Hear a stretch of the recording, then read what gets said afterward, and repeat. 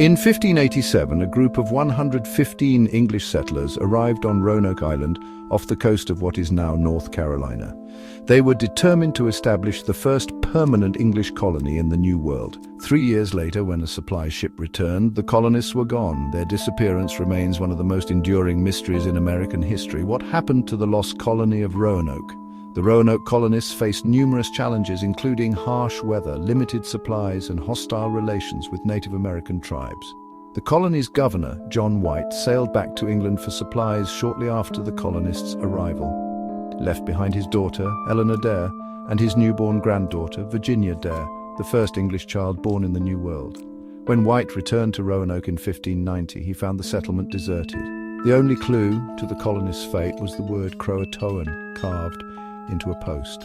Despite numerous searches and investigations, the fate of the Roanoke colonists remains unknown. The Roanoke colony was the brainchild of Sir Walter Raleigh, an English explorer who sought to establish a base for English privateers to raid Spanish ships and treasure fleets. Raleigh financed expeditions led by captains Philip Amadas and Arthur Barlow, who explored the Outer Banks of present-day North Carolina in 1584 and 1585. Amadas and Barlow's glowing reports of the region's natural resources and friendly natives convinced Raleigh to attempt a settlement. The first group of colonists arrived in 1585 under the leadership of Ralph Lane. They established a settlement on Roanoke Island but faced numerous difficulties, including dwindling supplies and conflicts with local Native American tribes. Lane and his men returned to England in 1586 with Sir Francis Drake, abandoning the settlement. A few weeks later, Sir Richard Grenville arrived with supplies but found the colony deserted. He left behind 15 men to hold the fort until more colonists could arrive.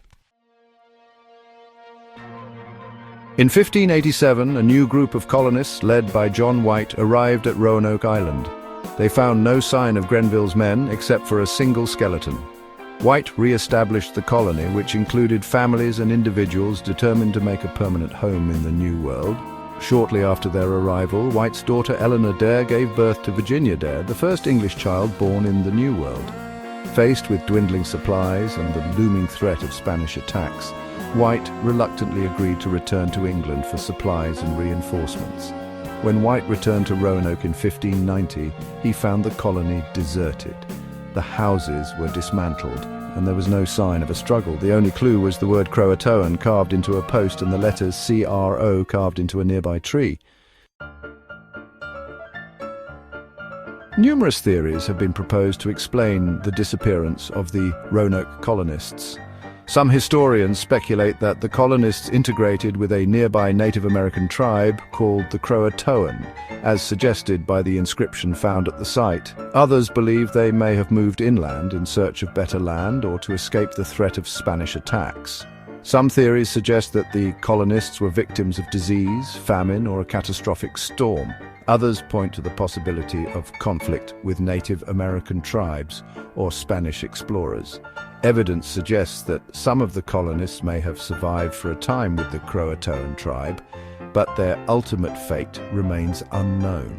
The mystery of the lost colony of Roanoke continues to fascinate and intrigue historians and the public alike. The lack of definitive answers only adds to the allure of this historical enigma.